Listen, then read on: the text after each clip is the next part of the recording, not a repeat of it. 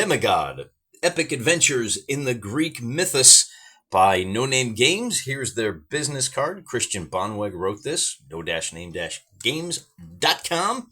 Review copy. Thank you so much for sending this to me. We've had a good time. We're on episode number 4 of a deep dive exploration. Now, in our last episode, we had 2 Greek heroes fight. And on the right, you see our hero Pericles, and on the left, Kakoi-Getis. You'll notice, if I can hold them steady long enough, they are painted to look like statues. Either marble or bronze. And they look really good, man. When you get these things on the table, and I did that because I've only got the one eye. So no depth perception. But when you get it on the table, it looks downright Harryhausen-esque. It looks so good. Very stylized. Very much. We talk a lot about how the painting that you do, the go-to is arm's length standard, and of course it meets that. But we have a very impressionistic hobby. The paint job that you do on figures looks way different right here versus right here. And you don't have to be the best painter. This is literally just done with a base coat, a simple wash, something like, well, that's not it. That's the brass. Simple Nuln Oil will do you. A little bit of dry brushing and just really quick, man. I was able to do the full collection in just a matter of, 6 hours, 50 miniatures. This is great. We're not going to be looking at miniatures today, aside from pointing out that these two guys were the heroes. And I think I'm going to go ahead and run through the post-battle sequence for both teams. Now, I'm only going to take one team into the next series of adventures. And in the last episode, when we got done with our battle, just to refresh your memory, the guys in marble really took it on the chin.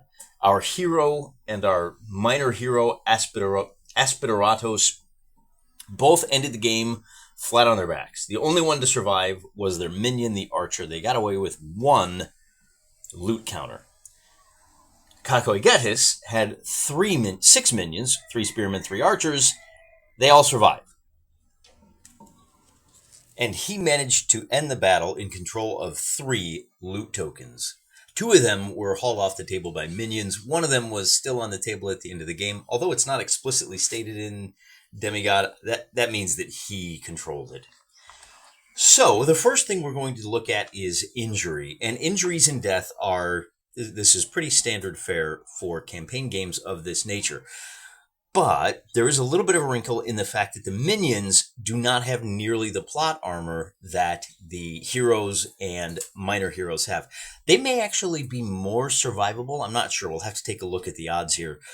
For the minions, you're not tracking all sorts of things. No reductions in movement. They're either okay, they're either put in timeout, or they survive. And there's a 1 in 6 chance that they're dead, 1 in 6 chance that they're in timeout for 1 game, and then a 4 in 6 chance that they recover unharmed. They jump back into the fray for the next fight.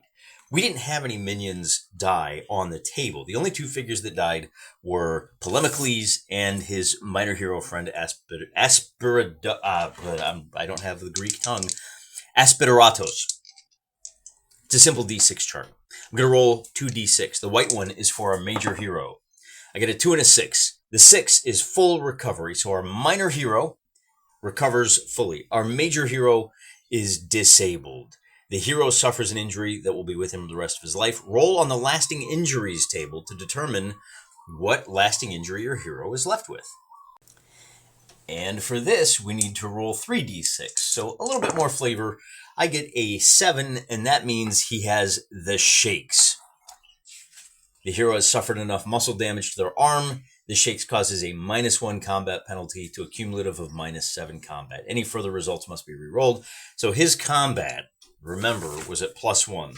And because he has the shakes, his combat skill will go to 0 because he is a little shaky. Loss of nerve damage. All right, it happens. All right, that's it.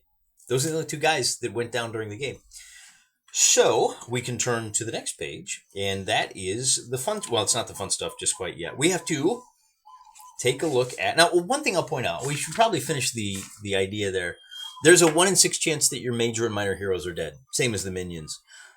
The disabled is, let's see, roll on the thing. We saw that. Grievously wounded, you have to pay to get them back in the fight. It'll take time. They can either play without so this is the same thing as the minion. Skip the next game, or pay for a surgeon to patch you up. Left for Dead, you lose all your stuff, but you get a little bonus. Just a scratch, well, hey, you come back, but you lost all your loot. And I think all your items you're carrying, I think that's like, and this is where I start to have struggle with the campaign system for this game. If you lose everything you were carrying and you don't have a loot token, that means you're going to have to go into the next battle without armor, without weapons, without anything. That seems kind of brutal, man. Particularly because, as we'll see, there really isn't a way to gain drachmas other than racing off with loot counters. And maybe that's the thing to do. Maybe your guys that lost all their stuff just need to be running after loot. The last interesting concept here is that of the Orphean Journey. If your major or minor hero dies, they're not eliminated from the campaign. You have the option to pull an Orphean Journey. You can go down and say, yo, bro, Hades, my guy is not done with his work up here. Can we turn him loose? So there's a fun little mini scenario that you can play out that you can actually pull your hero out of the clutches of Hades. And remember, he's one of the 3 gods that you can appeal to. So I don't know if it's a little easier for the guy. Let's see, the major hero. Yeah, basically it's a rescue mission. I don't know if the guys that have already are sons of Hades have a bonus. Probably not. The game does not have a system of experience. It has a system of renown where you gain experience. And so for each boon that your major hero calls, you get 10 experience. In our case, Polemicles doesn't get any renown. He really didn't accomplish a whole lot. Kakoigetis, however, each minor monster, each minor hero that the party takes out of the game is worth 80, and for each major hero it's 160. So Kakoigetis is going to wind up with a total of 240 experience points. That is enough renown to take him. So it takes 100 renown to get to level 1. And then to get from level 1 to level 2 is 200 experience points. I think that means you need 300 experience. I'm going to give him a renown of 1 for the 240. So in other words, 300 experience and then 600 and then 1,000. That's what you need to keep leveling up. But because we did level up, so here we go. At level 1, you get the Divine Favor. That's really about all we got. So we can petition to the patron for the boons, and that means we can, what other games would call, cast a spell. Our hero is a son of Poseidon, so he can cast Earthquake, which creates a patch of rough ground. He can be, it creates a 2x2 inch patch of rough ground for each renown point. Now, he only has 1 renown point, but a level 4 figure could actually drop 4 of those. Or I think it would be 2, 2, 2, and 2. So 4x4. Little ground control there, right? Swallowed by the Earth, which is an OP spell. We're going to take a look at that. That's the one you want. Speed test. You have to beat a 15 or higher. So if Kakoigetis casts Swallowed by the Earth on Polemicles, Polemicles has to roll a 15 or better, or be swallowed from the earth. He's just removed from play. Now, he's not injured. He's just eliminated from the rest of this scenario, which I think is crazy. 1 shot, 1 kill. That's the sniper bit. And then Tsunami, which just pushes somebody back. Well, why would I push you back a couple of inches when I could just push you completely off the table? I don't know. There may be some situational modifiers where you'd want to do that. Not too sure. Not too worried about it. Now for the fun stuff. Cha-ching, counting loot. We roll 3d6, and we have a little graduated scale here. So our shaky hero is going to roll. He gets a 16. He gets a legendary item and 40 drachmas. Now, I'm not going to use Polemicles because he's terrible. I'm going to go ahead and go with the Goon Swarm, and that means Kakoigetis is going to get to roll 3 times. He gets a 14. That's 40 drachmas and a celestial bronze weapon or armor. For his second loot token, we get a 13, which is 20 drachmas and a celestial bronze armor. So we're up to 60 drachmas and 2 magic items. And then for the third roll, we're going to wind up with 14 again. We're going to wind up with 40 and another magic weapon or armor. You have the option, the possibility, I should say, of rolling a little bit of money, a whole lot of money, 400 drachmas for that 666. Legendary items, here's magical items. So let's take a look at what the celestial bronze items do next. The potions, of course, have suitably Greek names. Ambrosia restores half the model's lost health. So if I've got 16, I'm down to 4, and I drink that, I've lost a total of 12. I get back 6. Kind of an interesting way to do it. I haven't seen it. Usually it's just, you get back 6 or you get back 10. Whatever your injury is, you lose half of your total injuries. That's kind of interesting. So save it. The longer you save it, the more you get back. If I've only lost 2 hit points, I'm not going to use it. Greek Fire, Dionyse, and Wine gives you +1 resolve until the end of your next activation. And then, of course, we have some fun scrolls. Summon a Hellhound. Death Vision gives you some boosts and magic items. Now, I didn't get any of these. Again, Chitin of Arrow Turning, Talisman of Fate, Pithos of the Four Winds. What does that do? 4 times per game, you may double a move action. Ooh, wow. So that's kind of your magic speedy boots. As for me, I get to roll twice on the Celestial Bronze Weapons and Armor chart. Daggers, swords, spears, axe, shield, and armor. I'm probably going to get 2 axes because wouldn't that be appropriate? All right, so I got the armor and I got the dagger. What exactly do those do? Legendary items, right? Poseidon's Pearl, Ankylosmus, +1 combat, immune to disarm spells. There's a magic item in here that lets you sow dragon's teeth and skeletons pop up. I haven't really talked about that. If you are a son of Hades, you can summon skeletons. The dead will come to fight for you. The gates of what is the underworld called? I guess it's just called the underworld, right? Here we go. I have a celestial dagger, +2 damage when used with a sword, double damage against monsters and heroes. In other words, I might want to re-equip my boy. See, my pouty lad here does not have a shield. So if he's fighting with a dagger and a sword, I can get +2 damage. It doesn't help my combat at all, but it does help damage. I like that. The Celestial Bronze Armor gives me +4. Oh, that's really, really good. +4 armor, half damage from attacks against monsters. Yeah, that's staying in. When you get to level 2, you are here to stay. You've adventured long enough that you get to establish a base camp. And you get to pick which base camp you want to use. Let's take a look at a couple. You can have a base temple. All party members receive +1 resolve for the next quest.